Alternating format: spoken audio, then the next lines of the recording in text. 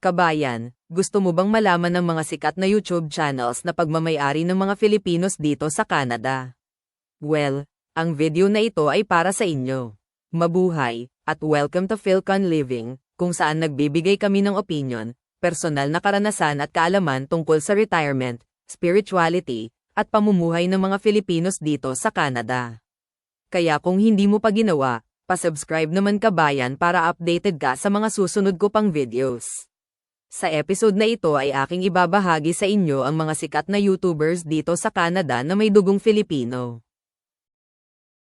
Bago ko i-reveal ang aking listahan, gusto ko lang ipaalam na meron akong ginawang criteria kung sino-sino ang hindi dapat isama sa listahan.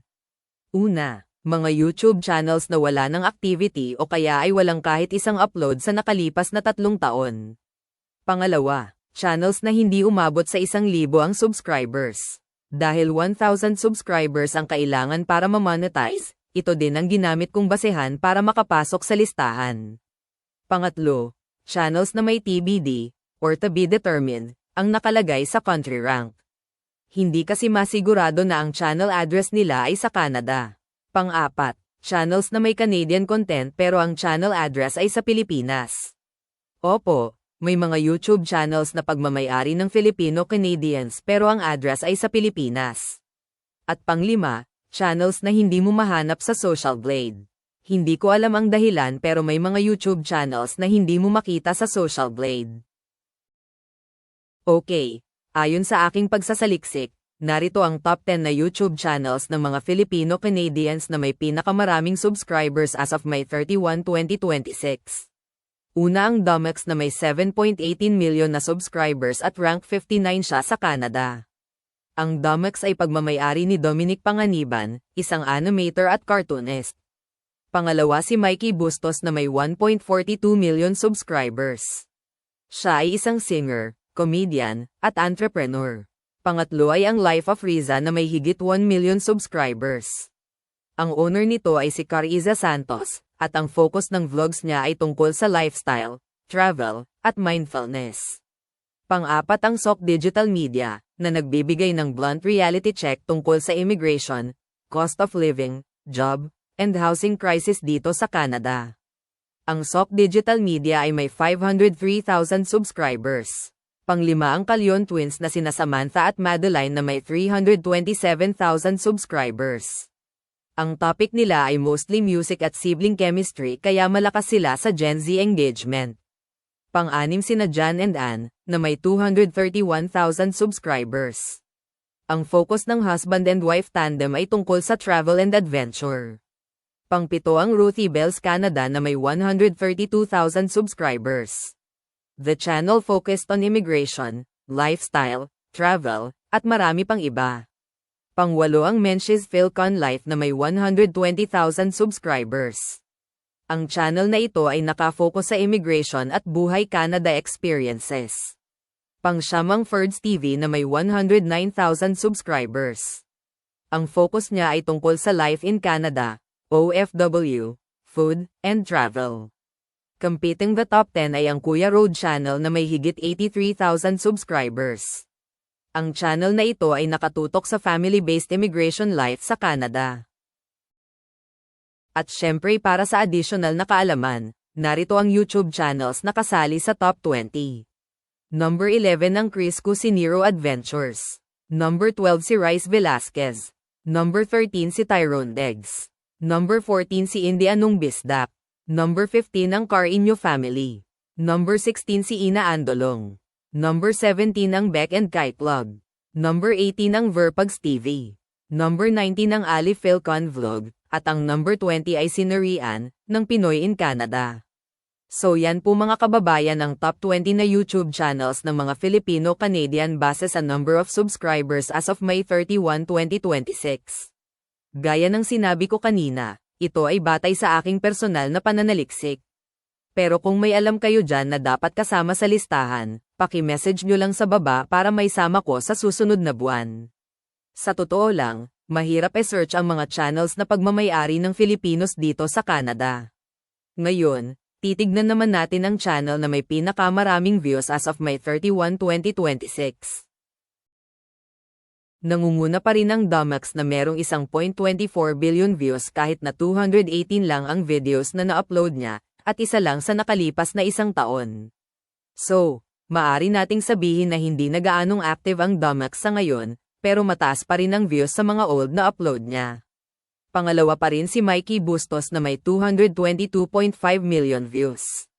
Pangatlo ang mag-asawang Jan and Ann, na may 33.2 million views. Pang-apat ang Life of Riza na may 33.1 million views. Pang-lima ang Kalyon Twins na may 29.3 million views. Pang-anim ang Sok Digital Media na may 19 million views. Pang-pito ang Ferds TV na may 15.3 million views. Pang-walo si Rice Velasquez na may 12.4 million views. Pang-siyam ang Carino Family na may 8.5 million views, at si Ina Andolong ang pang-sampu na may 7.1 million views. Rounding up the top 20, si Menchies Philcon Life ang nasa number 11. Ruthie Bells Canada sa number 12. Master JC Channel sa number 13. Kuya Road sa number 14. Beck and Kai Vlog sa number 15. Tyrone Deg sa number 16. Ted Padon sa number 17. Chris Cusinero Adventure sa number 18. Indianong Bisdak sa number 19. At Canada Life with Chris sa number 20. So, yan po mga kababayan ang top 20 sa all-time number of views. Pero, kaninong channel kaya ang may pinakamagandang performance sa buwan ng Mayo? Yan po mga kababayan ang susunod nating tignan. Ang channel na nakakuha ng pinakamaraming subscribers sa buwan ng Mayo ay ang Life of Riza. Nakakuha siya ng 10,000 na bagong subscribers kahit na isa lang ang na-upload niyang video. Pangalawa ang mag-asawang Jan and Ann na may 3,000 na bagong subscribers kahit isa lang din ang na-upload nilang video. Pangatlo ang Jem and Jack Vlogs na may 1,600 na bagong subscribers. Pang-apat ang Robbie Buhay Canada na may 1,100 new subscribers. Panglima ang Menchies Philcon Life na may 1,000 new subscribers. Pang-anim si Gerson Villarico na may 660 new subscribers. Pang-pito si Chris Cusinero Adventures na nakakuha ng 600 subscribers. Pang-walo ang Beck and Kai Vlog na may 600 din. Pang-siyam si Ina Andolong na may 400, at pang-sampo si Rice Velasquez na nakakuha ng 200 new subscribers.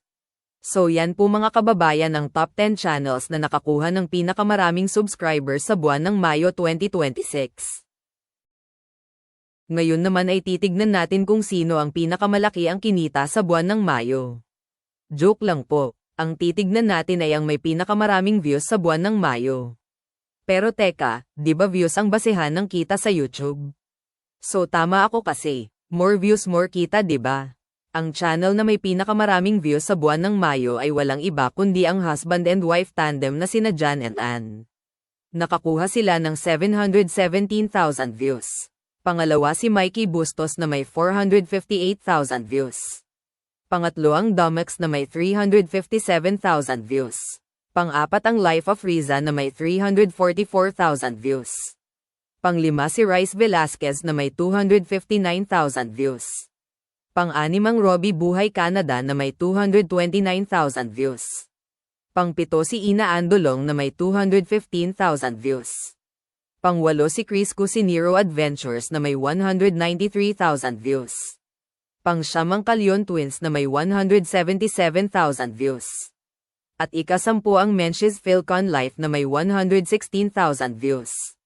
So, basically, itong 10 channel na ito ang may pinakamalaking kinita sa YouTube sa buwan ng Mayo 2026. Well, yan lang po mga kababayan. Pag may alam kayo na dapat kasama sa listahan, pakilagay lang po sa comment section para maisama ko sa update next month. Salamat sa panunood at mabuhay tayong lahat. Adios.